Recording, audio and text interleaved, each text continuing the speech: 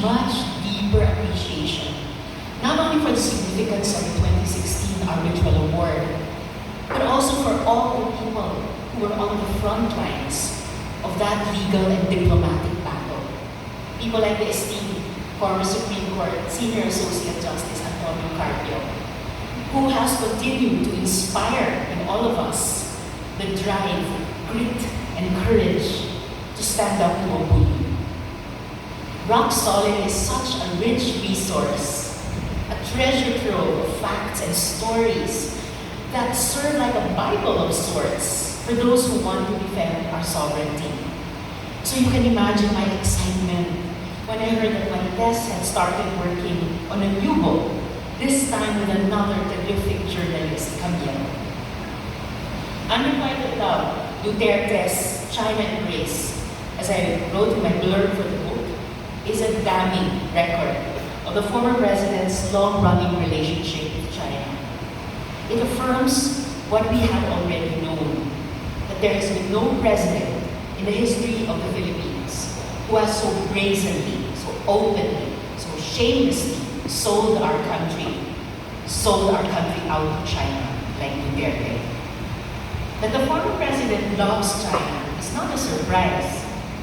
What the book has revealed, and is quite shocking, is how deep and long this affair with China has been going on.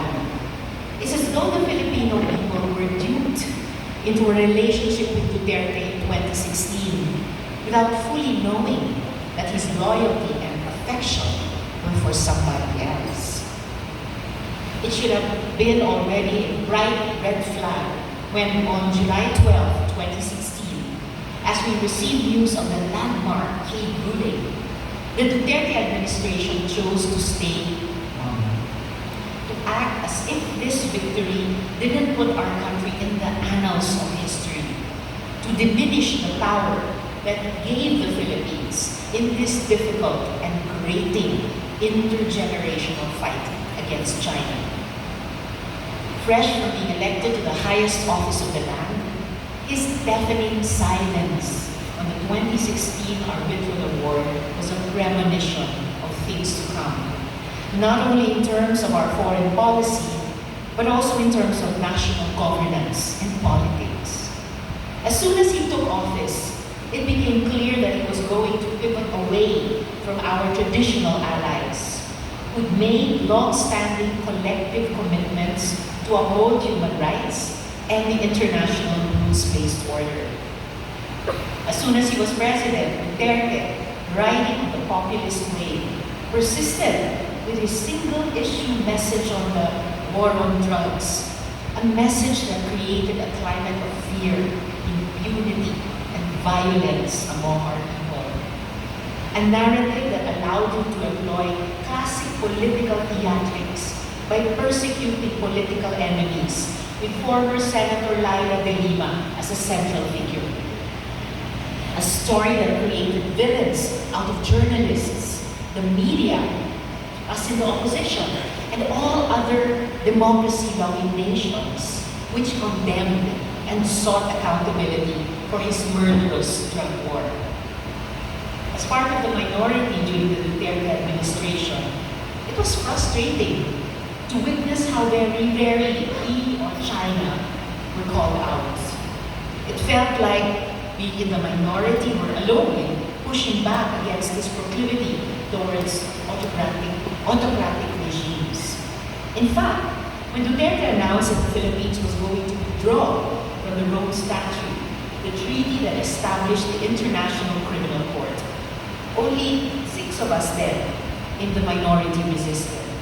Only the 6 of us, former Senators Frank Drilon, Kiko Pangilinan, Bam Aquino, Laila de Lima, Sonny Trillanes, and me, from the Senate asked the Supreme Court to void the Duterte mandated withdrawal from the ICC. But our effort was essentially pushed aside. Duterte, resting easy on the loyalty of his acolytes, had his way. When the Philippines did terminate our relations with the ICC, that established Duterte's image as an international pariah and resulted in him relying on China even further.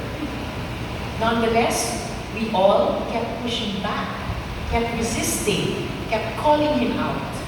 I remember when he downplayed the 2019 incident in which Chinese crewmen abandoned Filipino fishermen after a collision at Recto Bank, and demanded that he apologize to the Filipino people for lawyering for China, that he stop being subservient to China, and that he actually fight for our national interest.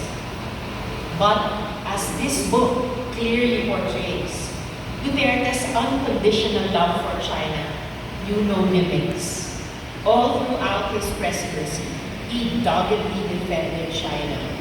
Even when hundreds of Chinese ships were seen swarming Julian Felipe Reef in the middle of the pandemic. Even when Filipino ships were constantly harassed and threatened by the Chinese Coast Guard. Even when promises of China funding infrastructure projects went unkept. What is worse, even well after his presidency, the ghost of his China pivot still looms large over us. Just a few months ago, the Chinese embassy in Manila alleged that there had been a gentleman's agreement between Duterte and Beijing.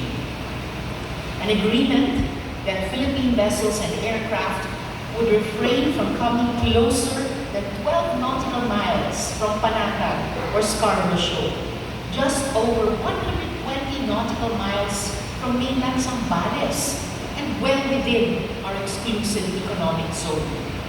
An agreement to not repair or rebuild structures at Ayungin Shoal, to not reinforce our most important sovereignty marker, the BRP Sierra Madre. If true, these were agreements that were kept in secret and hidden away from the Filipino people. That is why I filed a proposed Senate Resolution number 984 to look into this treasonous gentleman's agreement.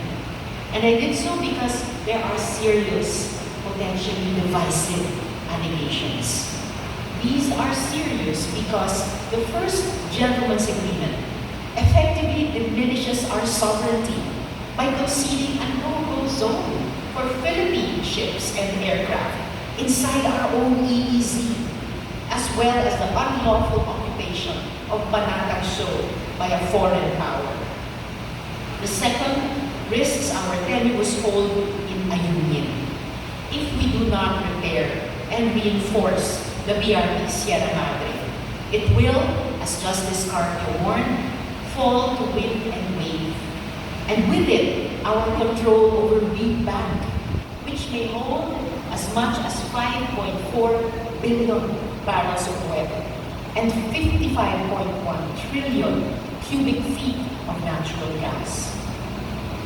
The news about this so-called gentleman's agreement came out after I had already received the first manuscript of this book, which only goes to show how there may still be more that we do not yet know about Duterte's special relationship with China. Perhaps we might need to watch out for an unrequited love part 2. But of course, this book in itself is already a revelation. It details how a small-time mayor from the south of the Philippines long nurtured a relationship with a big-time superpower.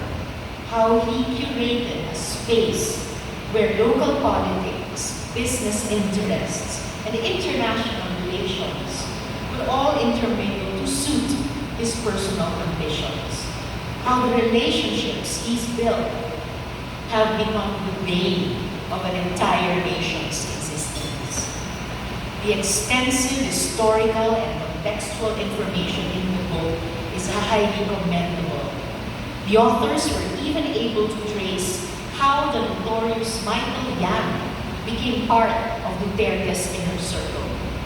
Michael Yang became his economic residential advisor.